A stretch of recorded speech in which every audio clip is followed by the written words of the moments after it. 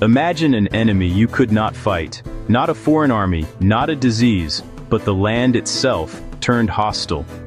In the 1930s, the southern plains of the United States faced a crisis not of war, but of dust.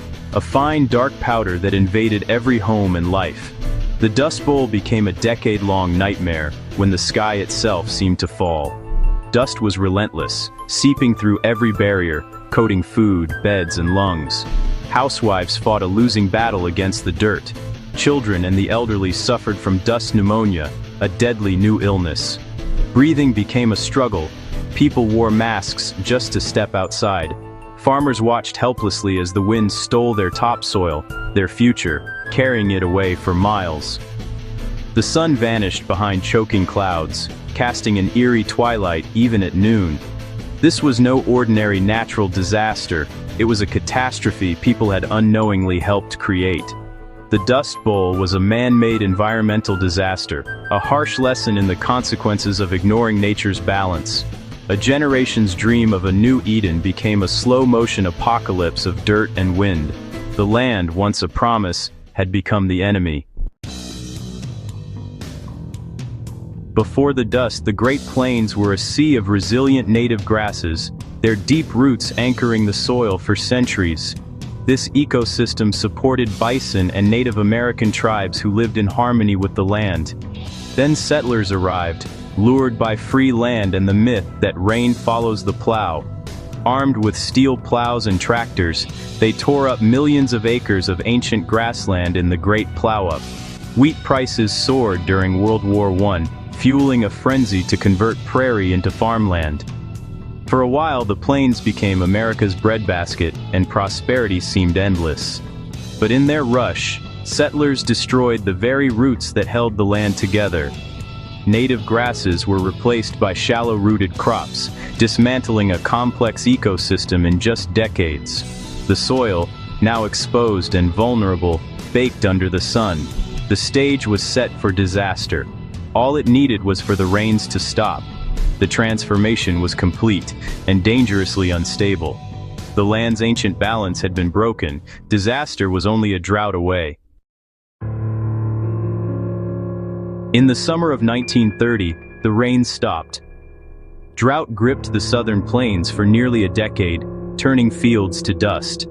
The theory that rain follows the plow was proven tragically wrong. With no roots to hold it, the soil was swept up by the wind. Small dust storms grew into massive dusters, carrying away the region's lifeblood. Farmers watched their future blow away, powerless to stop it. Poor farming practices, straight-row plowing, removal of windbreaks, and relentless monoculture made things worse. Each storm stripped more soil, leaving the land weaker and more barren. The sky turned brown, and dust became a constant, gritty presence.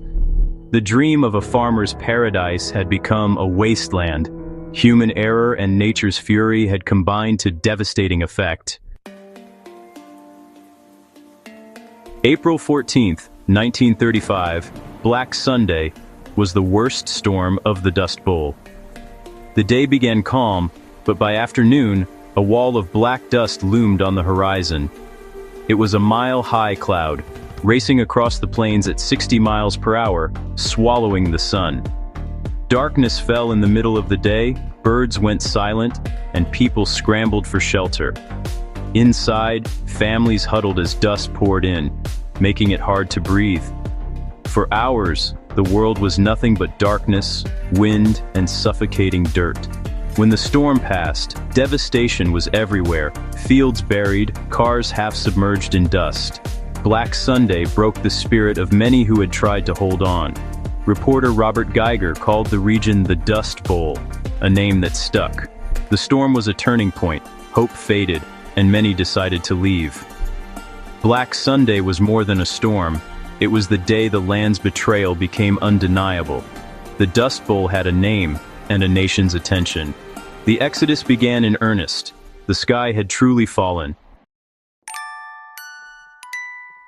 The Dust Bowl was a human tragedy as much as an environmental one. As farms failed, families lost everything: land, health, and hope.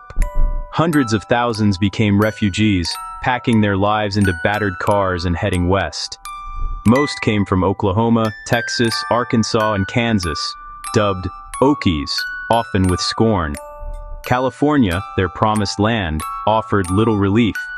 Too few jobs, harsh discrimination, and squalid camps. Migrant families worked for meager wages, living in poverty and despair. Children went hungry, families were torn apart. Pride was crushed by the need for charity.